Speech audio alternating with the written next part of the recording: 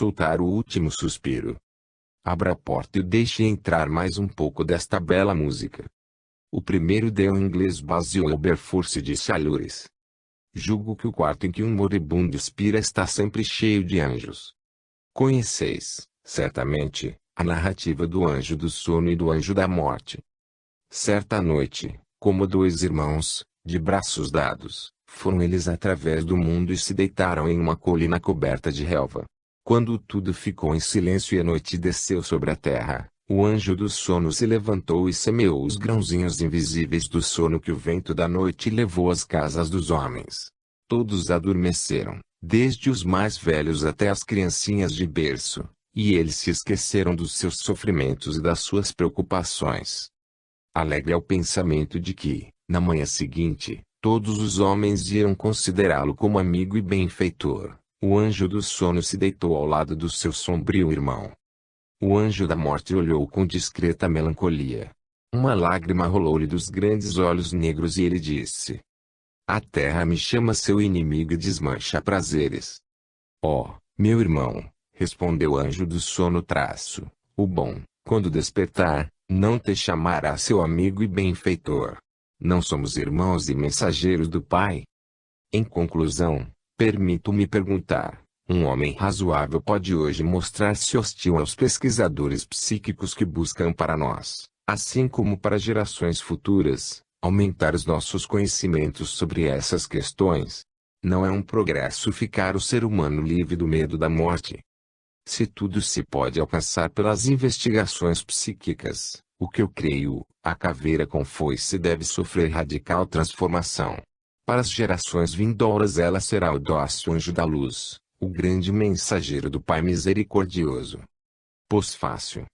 Quando prometi à comissão da Sociedade de Estudos Psíquicos fazer estas conferências, não me passara ainda pela ideia de que seriam um dia publicadas. Assim que consenti na sua publicação, vi-me embaraçado para atender a numerosos pedidos provenientes tanto de Copenhague como de outros lugares em que elas foram ouvidas, sobretudo por causa da amizade com a qual o Sr. Pesach Davidson me testemunhou, dando-se ao trabalho da edição. O pastor Thorvald Kierkegaard me ofereceu para fazer a revisão das provas. Sinto-me cheio de gratidão pela bondade dessas duas pessoas. Este pós-fácil só representa um pouco do que poderia acrescentar a estas 3 conferências. Peço ao leitor atentar para o fato de que elas foram escritas durante uma viagem, começadas em um hotel de Londres e terminadas no novo Hotel das Missões de Copenhague, Neugolandesgade. Aqueles que já trabalharam em tais condições sabem bem o quanto, em semelhante ocorrência, se lamenta a falta de seu gabinete de trabalho e seus livros. Com referência à polêmica que tive em Copenhague, após minha segunda conferência, tenho a dizer que o grande pastor Mattensen Larsen me censurou de arranjar o Novo Testamento à minha vontade, negando que em passagem alguma deste possa haver questão de uma comunicação com as almas dos mortos. Fiz-lhe notar que eu havia intencionalmente evitado empregar a expressão almas dos mortos, mas o fizera do termo espírito, do Novo Testamento. E apresentei que pessoa alguma podia duvidar de que houvesse no Novo Testamento referência à comunicação com os espíritos. Recordo-me ainda que disse na minha conferência que as concepções dos primeiros cristãos sobre estes assuntos eram, talvez, imprecisas, mas que eles conheciam os fenômenos, o que ressalta, claramente, das narrativas deste livro. É pensável, ainda que não particularmente provável, que eles tenham mesmo entrado em relação com essas inteligências mais elevadas, a que chamavam espíritos, ainda que não tenham sabido claramente quem eram elas. Mesmo, porém, que os primeiros cristãos não soubessem quem eram esses espíritos, sabemos nós, hoje, que eram e são as almas dos mortos. As numerosas provas de identidade, que nos deram essa convicção, são bem conhecidas. De resto, acho que há muitas passagens no Novo Testamento que indicam exatamente que se compreendia, pela palavra espírito em grego pneuma, alma de um morto. Desejo, sobre o assunto, indicar 2 passagens em as quais pneumata não pode significar senão almas de mortos. Hebreus 12, 23, espíritos de justos chegados à perfeição, E primeira epístola de Pedro, 3:19, porém tendo sido vivificados pelo Espírito, no qual foi pregar aos espíritos em prisão, os quais foram outrora incrédulos, quando a paciência de Deus se estendeu aos dias de Noé. É claro como o dia que, na primeira passagem, se trata de almas de homens mortos no estado de perfeição e, nas últimas, de almas de homens decaídos, que viveram na terra, no tempo do dilúvio. Se não quiserem acreditar em mim, podem consultar o dicionário grego-latino de Grimm, sobre os livros do Novo Testamento. Se Deus é, em Hebreus 12:9, chamado Deus dos Espíritos, o dicionário indica que a palavra espírito significa tanto as almas dos homens mortos como as dos anjos. Posso ainda acrescentar, sobre o assunto, que o Cristo foi chamado várias vezes, depois da sua ressurreição, de pneumai. Indiscutivelmente, se tratava de alma de um morto, pois que ele vivera na terra. Não posso compreender que exista alguém que possa negar que o Novo Testamento trate de comunicação com as almas dos mortos, pois temos provas patentes do contrário nas narrativas dos três evangelistas, referentes à transfiguração do Tabor. Moisés e Elias eram, indubitavelmente, almas de pessoas mortas e foi o Cristo em pessoa quem conversou com elas. Devo acrescentar ainda, da maneira mais razoável, que nenhuma dúvida subsiste de que esses homens eram almas de mortos, que mulheres os viram junto ao sepulcro, trazendo vestes resplandecentes e com os quais falaram em sua própria língua. Comparai a maneira de exprimir-se no Evangelho segundo Lucas, nesta passagem, com as palavras que o mesmo Evangelho emprega para narrar a transfiguração. Nesse Evangelho, 24:4, está escrito: E aconteceu que elas, as mulheres junto ao túmulo, não sabiam o que pensar disso, eis que dois homens, em grego andres, lhes apareceram em vestes resplandecentes. Comparai este trecho com o mesmo Evangelho, 9:30-31, e eis que dois homens conversavam com ele. Eram Moisés e Elias, que apareciam em sua glória e falavam de sua morte, que havia de cumprir-se em Jerusalém. Que trata, nesta passagem, de almas de dois homens mortos. Não se pode duvidar por mais tempo, pois o autor cita seus nomes.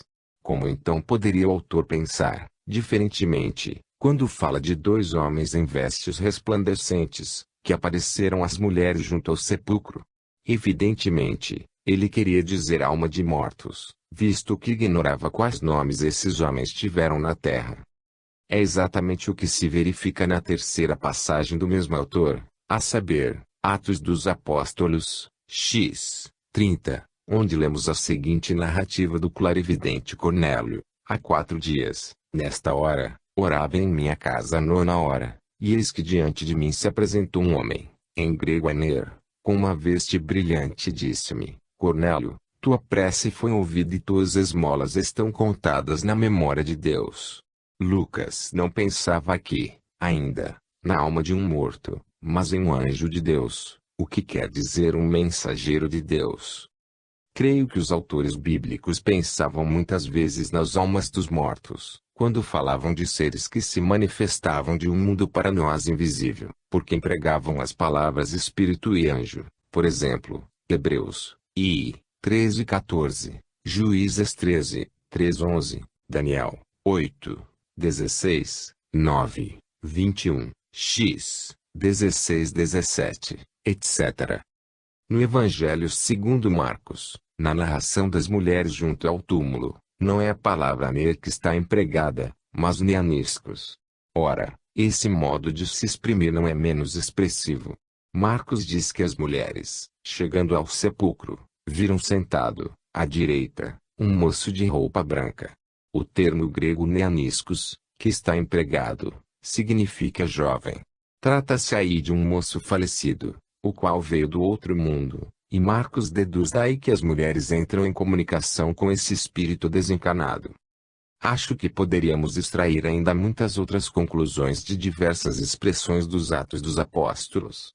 Segundo o que nos está narrado no 25 graus Celsius capítulo, o governador Festo assim se exprimia a respeito do conflito entre Paulo e os judeus, Tinham com ele discussões relativas à sua religião particular e a um certo Jesus que está morto e que Paulo afirma estar vivo. Assim Festo tivera a impressão de que Paulo pensava ter estado em relação com a alma de Jesus desencarnado. Isto concorda perfeitamente com o que está dito no capítulo 23, versículo 6. Paulo, sabendo que uma parte da assembléia era composta de saduceus e outra de fariseus, clamou no conselho: varões irmãos, eu sou fariseu, filho de fariseu, é por causa da esperança e da ressurreição dos mortos que sou julgado.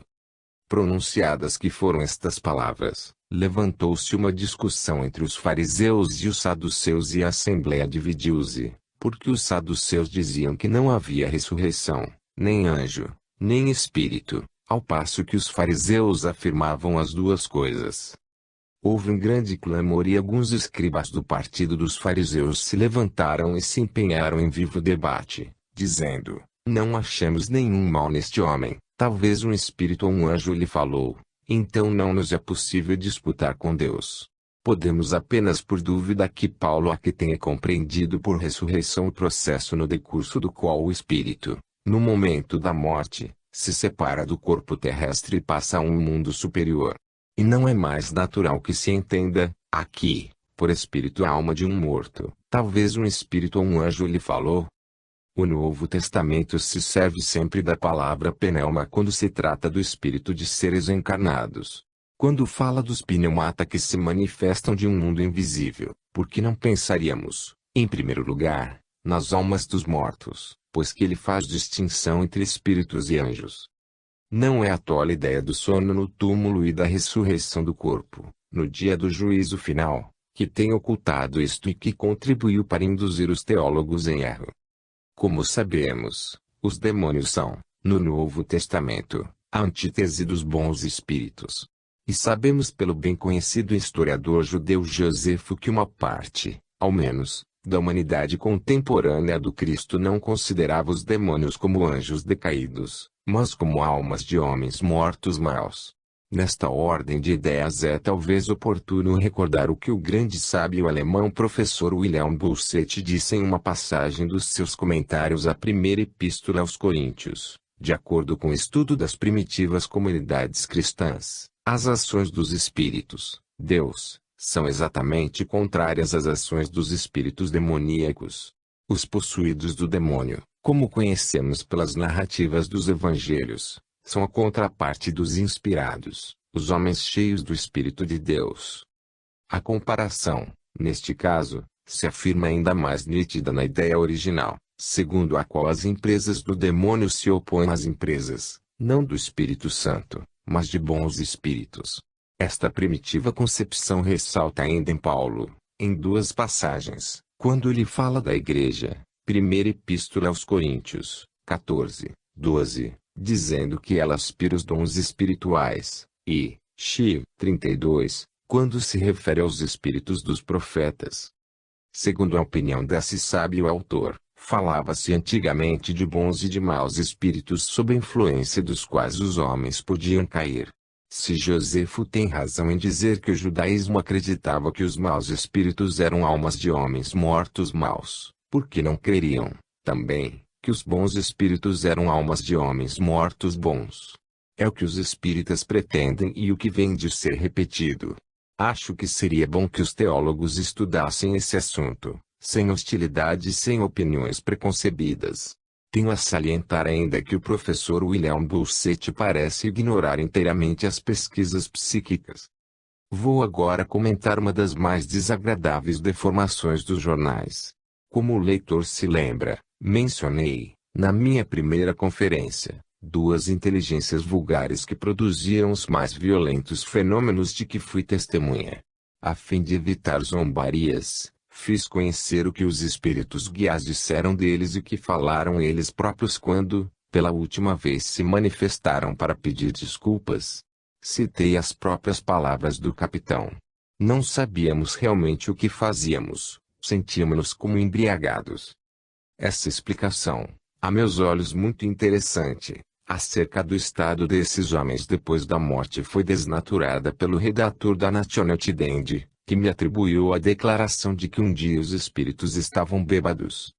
Adagios Nieder serviu-se dessa alteração ridícula para título de um seu artigo e a Christelige Dagblad reproduziu-a, em seguida, como uma expressão que teria sido verdadeiramente empregada por mim, acompanhada de algumas observações para traduzir a sua estupefação.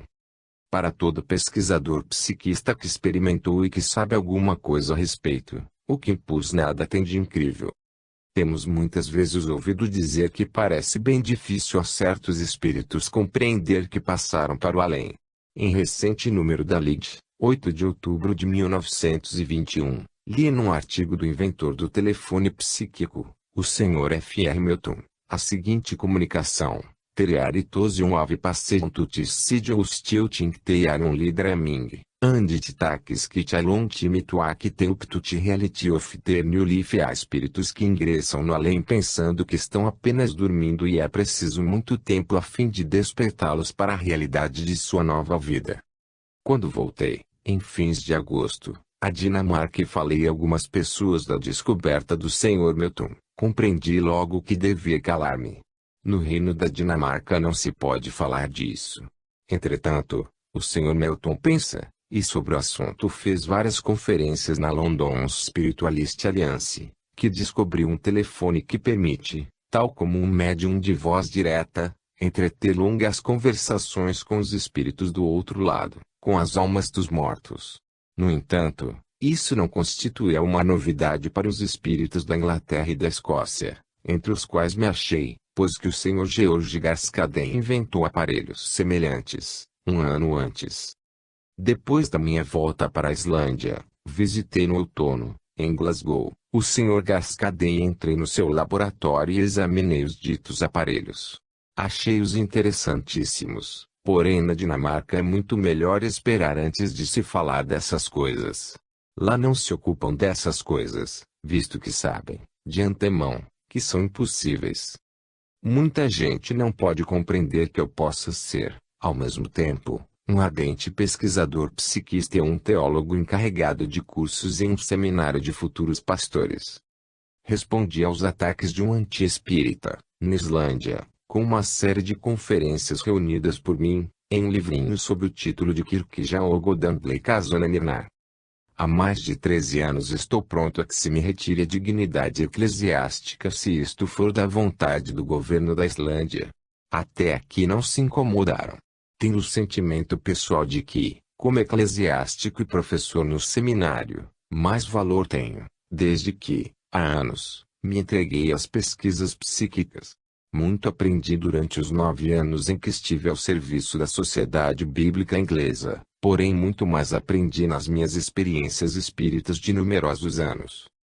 Se o Politiken e a Christelige Dagblad, por exemplo, tem dificuldade em compreender que eu possa reunir essas duas ocupações, poderão eles compreender que muitos eclesiásticos na Inglaterra são também espíritas declarados, ardentes pioneiros psiquistas, como eu, embora continuem a fazer parte da Igreja Nacional Inglesa, de uma outra tendência. Quererão eles, em face do exemplo da grande Inglaterra, dissipar sua hostilidade? Isto só lhes será útil, pois que se sabe lá muito mais acerca das pesquisas psíquicas e do espiritismo do que na Dinamarca. Naturalmente que a Igreja dinamarquesa pode levantar-se contra nós, que cremos haver aí algo de bom e muito de belo, haver muito de cristão, porém isso não mudará nada. Os bispos e os pastores dinamarqueses não poderão modificar a ordem natural das coisas. Nada lhes adiantará esbravejar.